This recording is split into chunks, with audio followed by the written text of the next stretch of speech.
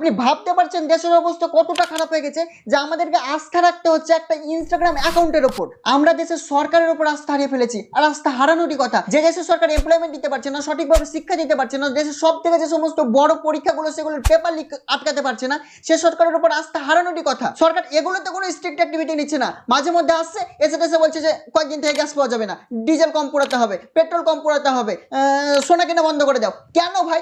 আমরা কেন করব? আমরা কেন সঠিক সময় গ্যাস পাবো না, পেট্রোল কম পোড়াবো?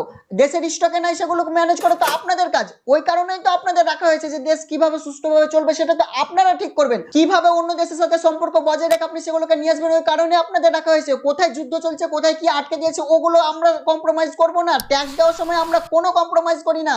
একই জিনিসের উপর বারবার ট্যাক্স দিই, ছোট্ট ছোট্ট জিনিসের উপর জিএসটি লাগানো রয়েছে। ইভেন আমরা রেস্টুরেন্টে খেতে গেলে সেখানে জিএসটি লাগে, আমরা সেই জিএসটি গুলো দিই। আর ইনকাম ট্যাক্সের বিষয়টা তো আছে, প্রত্যেকটা জিনিসের ট্যাক্স দিই। কিভাবে আপনি সেগুলোকে ম্যানেজ করবেন সেটা আপনার রেসপন্সিবল, আমাদের না। আমরা ট্যাক্স দিই, ট্যাক্স দেওয়ার সময় আপনারা কোনো কম্প্রোমাইজ করেন না আমাদের সাথে। কোথায় কি হচ্ছে তার জন্য আমরা সোনা কেনা বন্ধ করে দেবো কেন?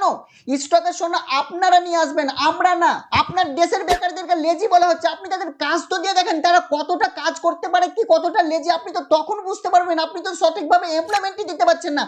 এই বেকাররা গিয়ে সিজেপিকে মাসিয়া মনে করছে যে হ্যাঁ কিছু একটা করে দেখাবে, কিছু একটা আস্থা তাদের উপর রাখছে। দেশের অবস্থা ভিতর ভিতর কি হয়ে গেছে, আমার সব বন্ধুরা সিজেপিকে সিরিয়াসলি নিয়ে নিয়েছে। ইভেন আমার এলাকার 2-3 জন ছেলে সিজেপির ভক্ত হয়ে গেছে। সরকার কিচ্ছু করতে পারছে না, সরকার শুধু গিয়ে মেলোডি খাচ্ছে। এর থেকে ভালো যে সিজেপি যদি আসে সরকারে, তাও তো কিছু একটা করবে।